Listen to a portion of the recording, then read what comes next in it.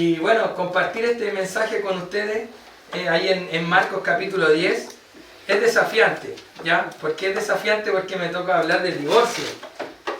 Y me gustan aquellos textos, textos que escrituralmente son poco prácticos, ¿no? Por lo que dice, y buscarle la parte práctica es todo un desafío, o sea, cómo aplicar a la iglesia. Hace un par de semanas atrás estuve compartiendo primero los Corintios capítulo 7, en donde los corintios tenían diferentes problemáticas matrimoniales súper únicas, súper particulares, y tener que eso aplicar a la iglesia era un desafío, porque no todos estaban casados en matrimonio desigual o en yugo desigual, no hay aparentes fornicaciones. Entonces, ¿cómo llevamos a cabo una aplicación al pueblo de Dios de esos casos tan particulares que solamente vivieron los hermanos en Corinto? Y ahora nos encontramos acá con Marcos capítulo 10, del 1 al 12, en donde Jesucristo enseña sobre el divorcio a raíz de una pregunta que le hacen. Entonces, al final de cuentas, tampoco es que este público, los fariseos, ellos querían aprender del Señor Jesús o querían aplicar a sus vidas lo que Jesucristo fuera a enseñar, sino que le hicieron una pregunta para poder tentarle, para poder enjuiciarlo y para desacreditarlo. Entonces, vamos a hablar de este tema. Jesús enseña sobre el divorcio y me gustaría tener una palabra de oración, si me pueden acompañar, para que Dios nos bendiga a cada uno de nosotros a través de su palabra. Padre Celestial, Dios nuestro, gracias te damos una vez más por poder compartir tu palabra en este lugar. Acá en Punta Mira, bendice a todos los hermanos y hermanas que están congregados esta mañana, aún así a los que nos escuchan, Señor, por las redes sociales también, que seamos de bendición para ellos. Úsame, Padre, para poder ser de bendición con este mensaje a cada uno de mis hermanos. En nombre de Jesucristo, amén. Lo primero que encontramos ahí en Marcos capítulo 10, versículo 1, levantándose de allí, vino a la región de Judea y al otro lado del Jordán, y volvió el pueblo a juntarse a él, y de nuevo les enseñaba como solía.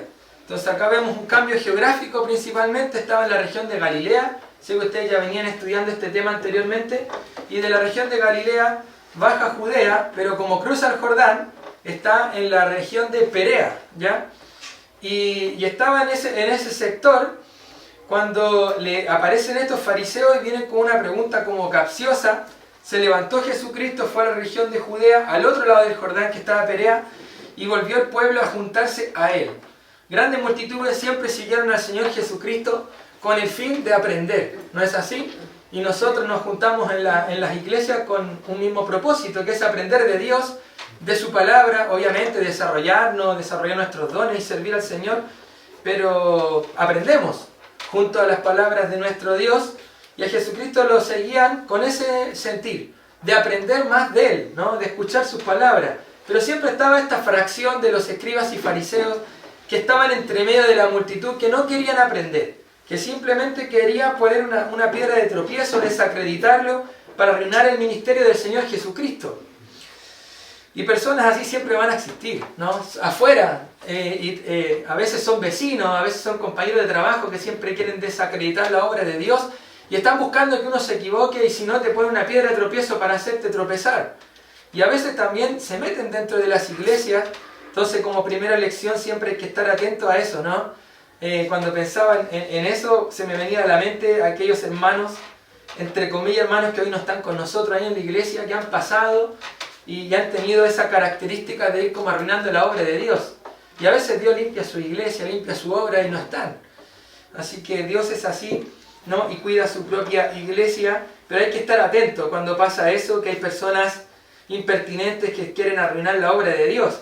Y ahí estaban esas personas entre medio de la multitud, ¿ya? Y salen con esta pregunta en el versículo 2, donde dice: y se acercaron los fariseos, que estaban junto con los que querían aprender, y le preguntaron para tentarle si era lícito al marido repudiar a su mujer. Esa era la pregunta del millón. Si era lícito al marido repudiar a su mujer. Repudiar a su mujer tiene que ver con el divorcio, tiene que ver con separarse de su mujer de forma legal, ¿ya?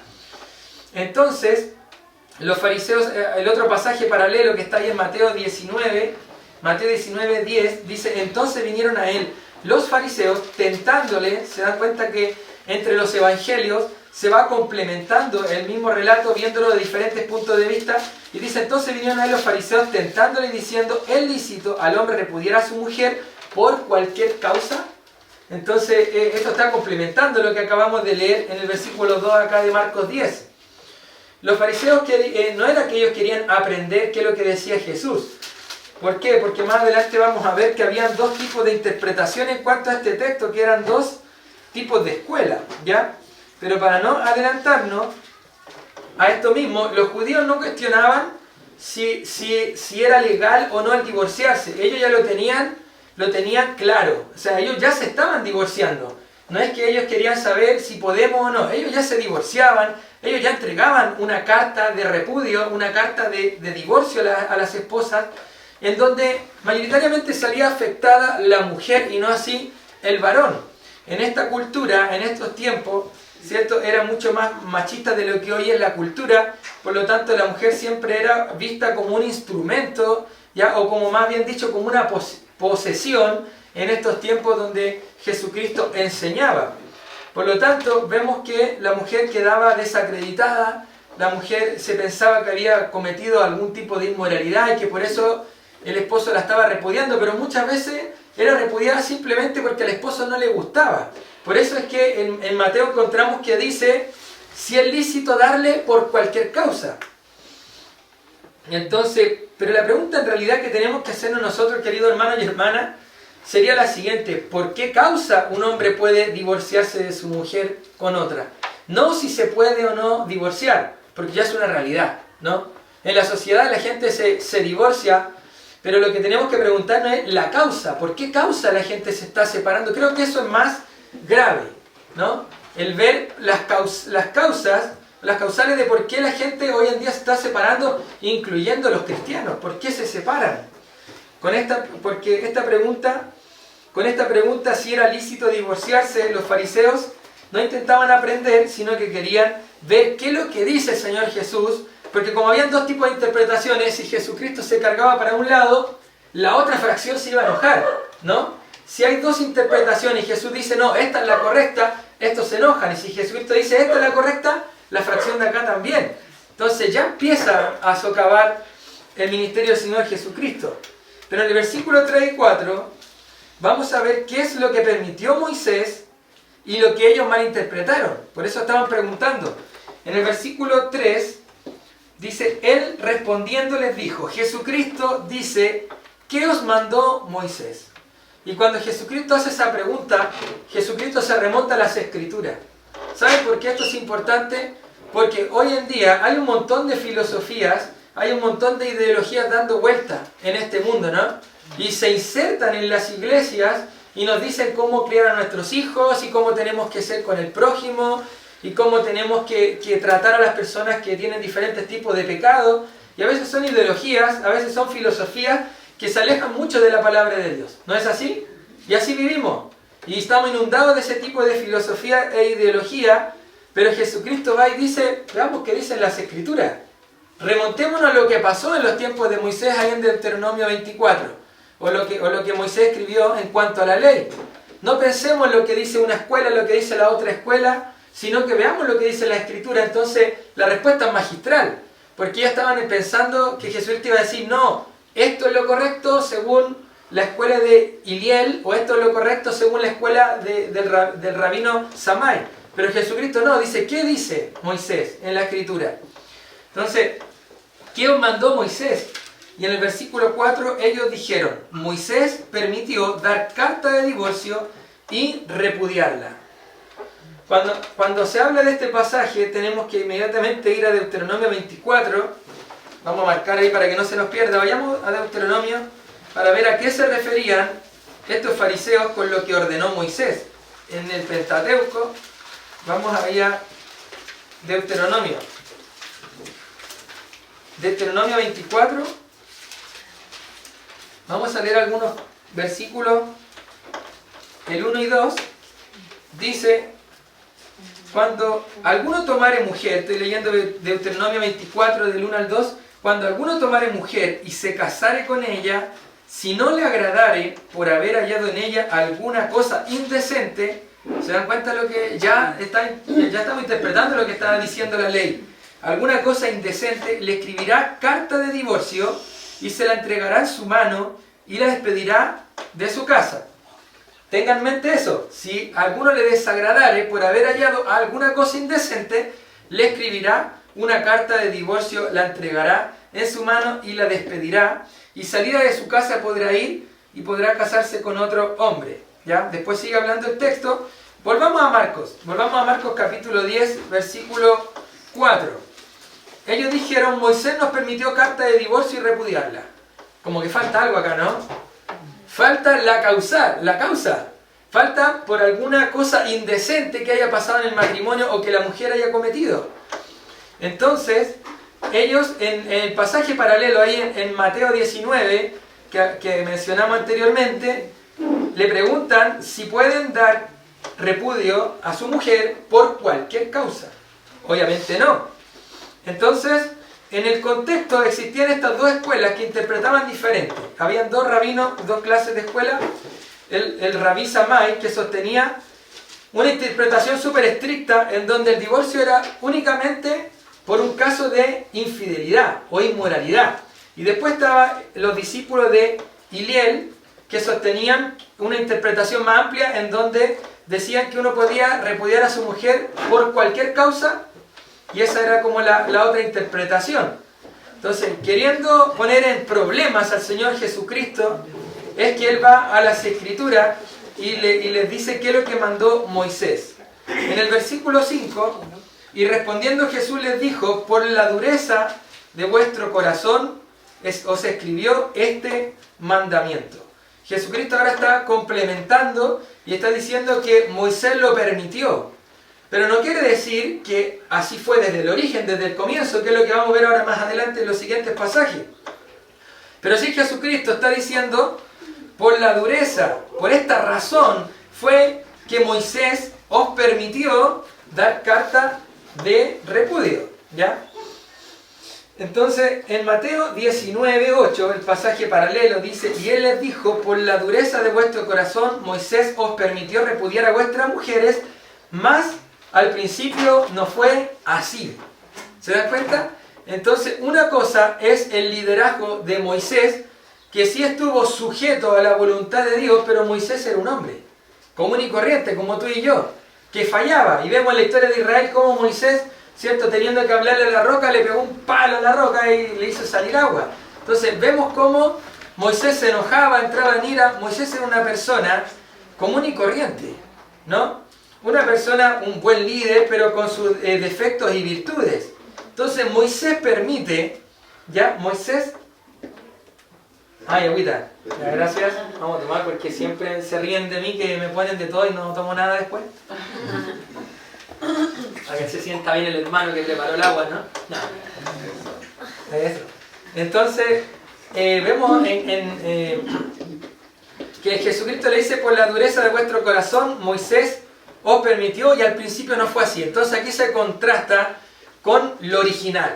¿Qué pasó al principio cuando Dios hizo varón y hembra y creó, ¿cierto?, el matrimonio original en Adán y Eva? ¿Qué es lo que Dios hizo ahí? ¿Y cuáles fueron sus reglas para el matrimonio?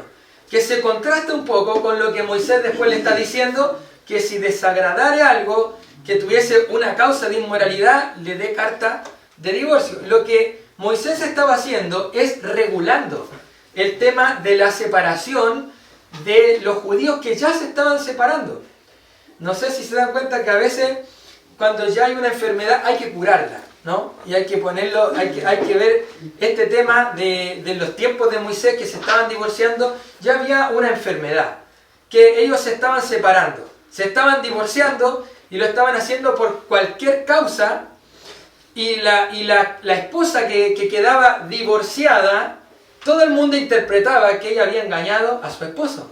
Por lo tanto, Moisés, para poder regular eso, crea esta carta de divorcio en donde van escritas las causales de la separación.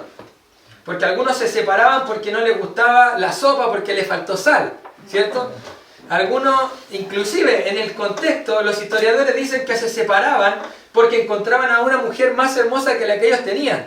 Entonces buscaban una excusa para poder separarse, y para ello, y entonces para regular todo eso, Dios, a través de Moisés, cuida los derechos de la mujer. Ya, y no me quiero meter en los derechos de la mujer actuales, sino está cuidando el testimonio, vamos a decir así, no vamos a entrar en derecho, el testimonio de las hermanas que quedaban desamparadas, sin esposo. Por lo tanto, crea esta carta para que también ella pueda volverse a casar y no piense todo el mundo que es una inmoral. Entonces, esto es una regulación y Moisés lo permitió para atacar esa problemática actual que ya existía. No es que Moisés estaba creando una nueva doctrina, Moisés estaba intentando desolucionar algo que ya estaba pasando. Y es así. Moisés estaba improvisando con la sabiduría que tenía él para poder cuidar el testimonio de la mujer y para que los judíos no se siguieran separando por cualquier causa. Por eso es que también en la ley, ahí en el 24 de Deuteronomio dice alguna causa indecente. Entonces Moisés regula para cuidar el testimonio de la mujer, pero al mismo tiempo dice, esta es la causa si es que realmente se van a separar, que sea por algo indecente, por algo inmoral, por alguna fornicación, por algún adulterio. Eso es lo que está diciendo específicamente Moisés, y es lo que permitió. Pero al principio no fue así, ¿no? Entonces nosotros tenemos que ver el modelo original, no tenemos que ver los errores del pueblo de Israel y cómo Moisés lo logró como ayudar, cómo lo solucionó, sino que tenemos que ver cómo Dios creó el matrimonio y cuáles son los parámetros para el matrimonio. Y en esos parámetros, queridos hermanos, no había divorcio. No se hablaba de divorcio en los parámetros cuando Dios creó a Adán y Eva. Se vino a hablar después con el pueblo de Israel. Y se sigue hablando hasta el día de hoy, y se habló en el Nuevo Testamento, y a Jesucristo lo preguntan, y más adelante vamos a ver que cuando llegamos al versículo 10, ellos salen de ahí y vuelven y van a una casa, y los discípulos empiezan a preguntar lo mismo. O sea, era algo recurrente, algo que estaba pasando. Y entonces, ahora sí voy a tomar agua, porque digo muchas palabras por segundo.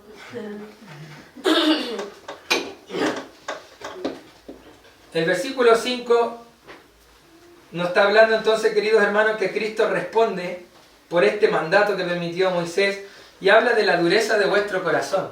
Y esto se refiere a esos casos impertinentes y notorios de inmoralidad sexual en los que el divorcio sería el último recurso con el cual tratar semejante problema. O sea, por la dureza de vuestro corazón, porque ellos ya fallaron a su pacto matrimonial. Ellos estaban pecando y estaban siendo impertinentes, estaban teniendo inmoralidad en sus vidas, y por eso es que den carta. ¿Por qué? Porque hay algo, ¿cierto?, indecente. El pasaje en cuestión ya lo vimos, es de Deuteronomio 24, de 1 al 4, en donde se reconoce la realidad del divorcio, se buscan proteger los derechos y la reputación de las esposas, es lo que yo escribí, pero ya lo dije. Era un documento legal. Esta carta de divorcio era un documento legal que el marido entregaba también a la esposa, y a esto también le permitía a ella después volver a casarse. En el diseño de Dios, que lo vemos en el versículo 6 de Marcos 10, dice: pero al principio de la creación, varón y hembra los hizo Dios, y por esto dejará el hombre a su padre y a su madre, y se unirá a su mujer, y los dos serán una sola carne. Así que ya no son más dos, sino uno. Por tanto, lo que Dios juntó, no lo separe el hombre. Hermoso, ¿no? Un pasaje maravilloso. Usted imprímalo y hágalo en grande, póngalo en su pieza, así que usted está casado, casada, y si es soltero, póngalo ahí con esperanza que se va a casar. Y ore mucho a Dios. Pero este pasaje es maravilloso, y siempre se habla de esto en reuniones de matrimonio. Pero esto nos compete a todos, compete a toda la iglesia de Dios. Tener, si eres casado o eres soltero o soltera, esto nos compete a todos, porque está hablando del diseño.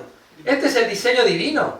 Así fue la primera familia, así se creó todo, y se está haciendo una referencia a Génesis 1.27 y a Génesis 2.24. En donde en Génesis 1.27 dice que varón y hembra los creó, y Génesis 2.24 dice: por tanto, dejará el hombre a su padre y a su madre, se unirá a su mujer y serán una sola carne. Entonces está haciendo referencia al Génesis. Eso es lo que Marcos está citando. Me gusta otro pasaje en 1 Corintios 7, 1, 2, donde dice: en cuanto, está hablando Pablo a los hermanos ahí en Corinto, dice 1 Corintios 7, 1 y 2, en cuanto a las cosas que me escribiste, bueno le sería al hombre no tocar mujer por causa de las fornicaciones. Dice, en cuanto a las cosas que de que me escribiste, bueno le sería al hombre no tocar mujer, pero a causa de las fornicaciones, cada uno tenga su propia mujer y cada uno tenga su propio marido. Amén. Entonces, y anteriormente a ese pasaje dice que es mejor casarse a estarse quemando. Entonces ahí también hay algo natural del ser humano. Hay algo natural que no es malo. El impulso sexual, disculpen que me meta en otro tema, pero el impulso sexual, que muchas veces es vetado y visto como algo totalmente malo y negativo, es algo positivo que Dios nos colocó en nuestros cuerpos, ¿no? Que el varón desee, ¿cierto?, estar con la mujer, y la mujer desee estar con un hombre. Es un impulso sexual que puso Dios ya en nuestras vidas y que va a ser muy útil en el momento que uno se case, porque ahí uno, en el marco del matrimonio, puede satisfacer ese deseo sexual que puso Dios. Si uno lo satisface de otra forma fuera del marco del matrimonio, también Dios dice que es pecado. Pero por eso dice que por causa de las fornicaciones, mejor que cada uno, dice Pablo, tenga su propia mujer y la mujer su propio marido. Entonces es correcto dentro del plan de Dios y en el diseño original el casamiento. Hoy está muy atacado lo que es el matrimonio, porque las personas en este mundo no se quieren casar, ¿no? Le tienen miedo al compromiso y aparte tergiversaron este pacto matrimonial y ahora existe el concubinato, que las personas conviven. Y hay jóvenes de nuestras iglesias que piensan así. Yo me impresioné una vez cuando hablé con las maestras de escuela dominical, de que había ciertos jovencitos que estaban dudando si casarse o no. Y eran jóvenes que tienen entre 15 y 16 años. Y ellos decían, no, es que igual está complicado el matrimonio, yo como que no tengo muchas ganas de casarme. Quizás yo conviva, porque es lo mismo. Vivo en una casa, pago las cuentas, estoy con mi conviviente, y al final de cuentas, si ocurre algo o me engaña, es mucho más fácil separarse. Eso dijo un joven. No lo vamos a echar al agua, pero eso fue lo que dijo un joven de nuestra congregación. ¿Puede creerlo? Y le pregunté al maestro, ¿y por qué tú crees que el joven piensa así? Me dijo, porque está influenciado por este mundo. Y el jovencito le dijo que eso es lo que piensa toda la gente, mis compañeros piensan lo mismo. Y una de las excusas que puso este joven fue, es que yo no quiero que me engañen. Entonces, si me llegan a engañar, porque según él dice que las mujeres son mucho más infieles, es un comentario de él, ya, totalmente de este niño inmaduro, dijo, entonces va a ser mucho más fácil poder arrancar.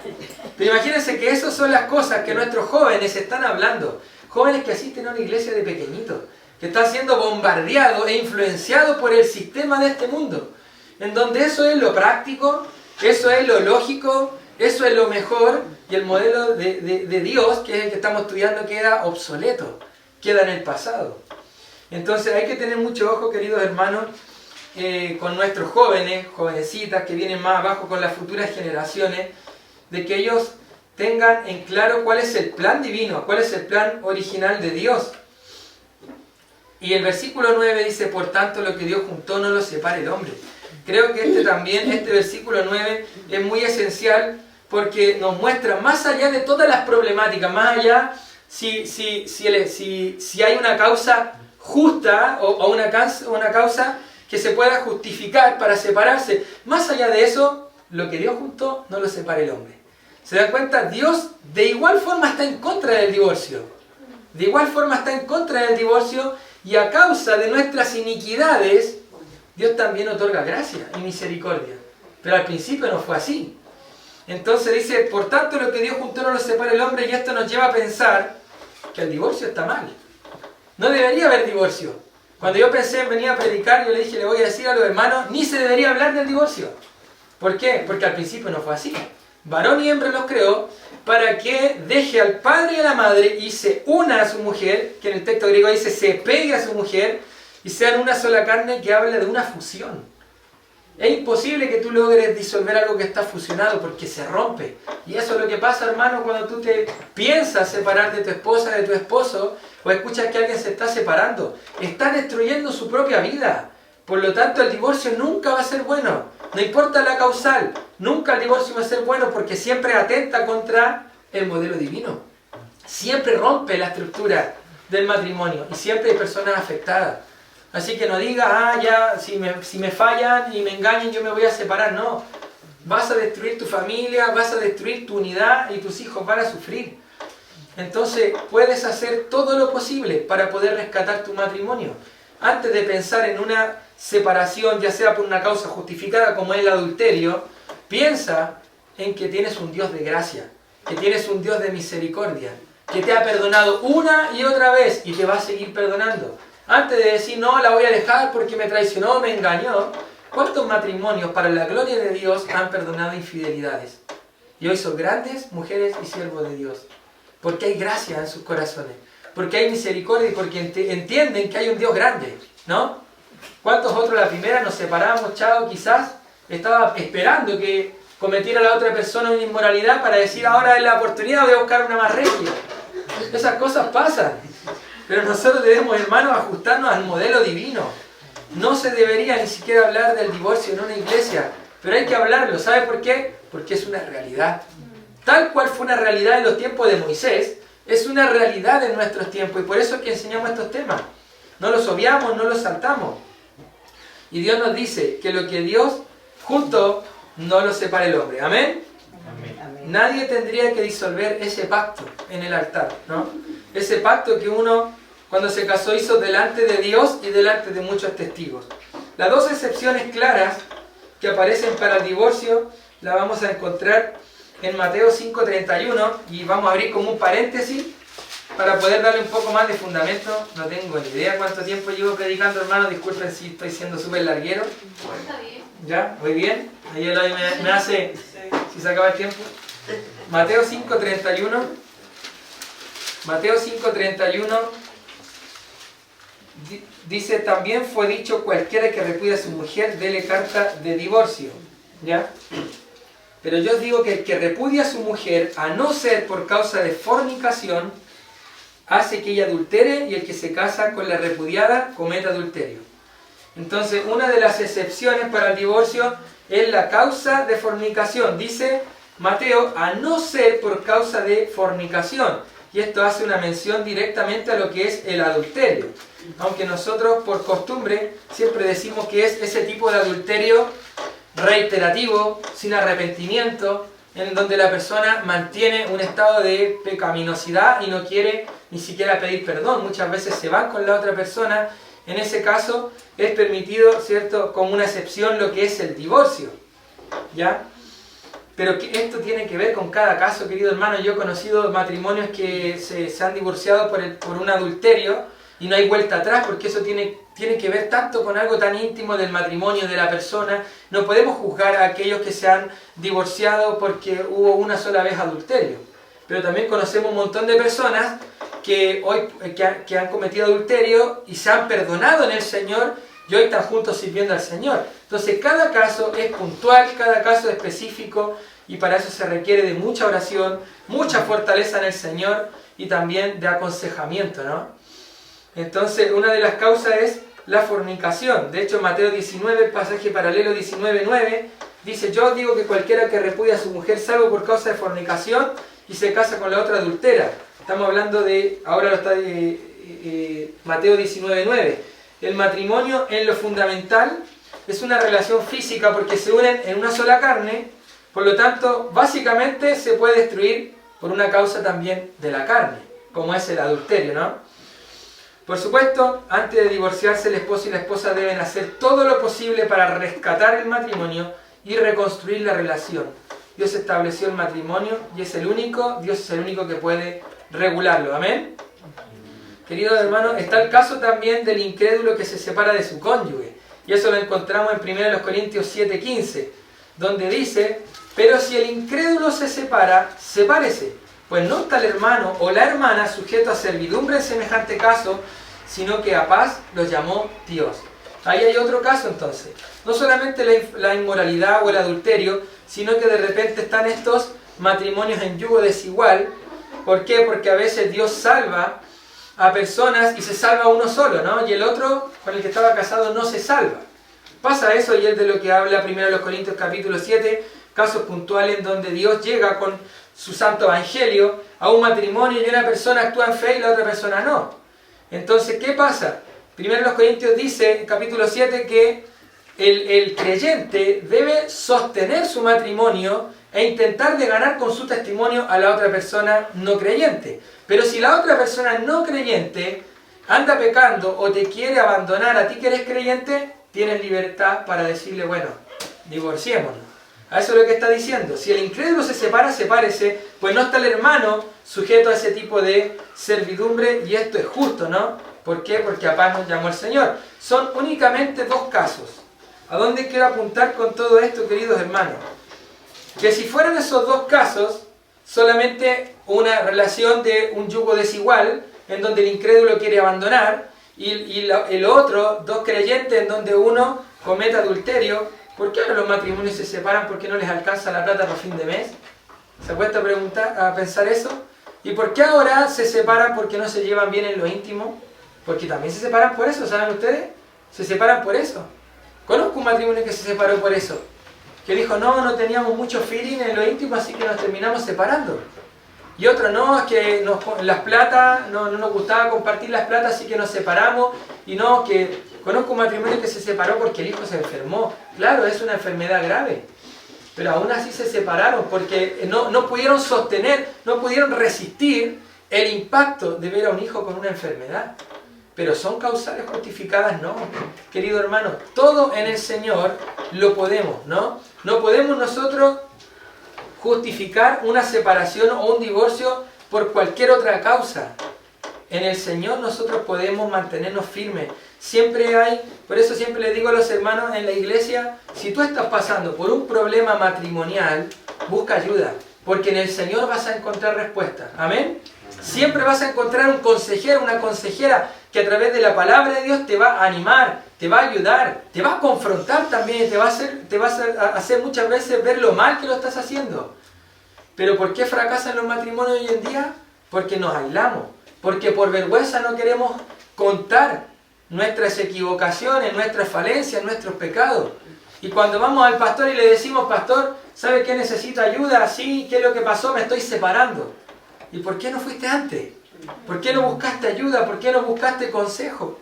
Eso es de lo que nosotros como iglesia nos tenemos que preocupar, de la salud espiritual de nuestros matrimonios. Porque los matrimonios son la base de la sociedad, pero también son la base de la iglesia. Matrimonio fuerte, iglesia fuerte. Entonces tenemos que tener tanto cuidado porque Satanás ataca a los matrimonios. Y si Satanás logra atacar a los matrimonios y destruye matrimonios, destruye familias y destruye iglesias. ¿Se dan cuenta lo delicado que es el tema? Por lo tanto, ¿para qué llegar al tema de ver si nos separamos o no nos separamos, si es una causa justa o no justa? Ataquemos el tema antes y cuidemos nuestros matrimonios, cuidemos nuestra iglesia. Y si necesitamos ser ayudados, pide ayuda, hermano, no importa la vergüenza. Prefiero ponerme rojo un poquito y que me ayuden a no decir nada y después que mi matrimonio vaya directo al fracaso. ¿Amén? Versículo 10, 11 y 12. Versículo 10. Volvemos a Marcos y con esto sí terminamos. Versículo 10. En casa volvieron los discípulos, estoy leyendo Marcos 10:10, a preguntarle de lo mismo. Y les dijo, cualquiera que repudia a su mujer y se casa con otra, comete adulterio contra ella.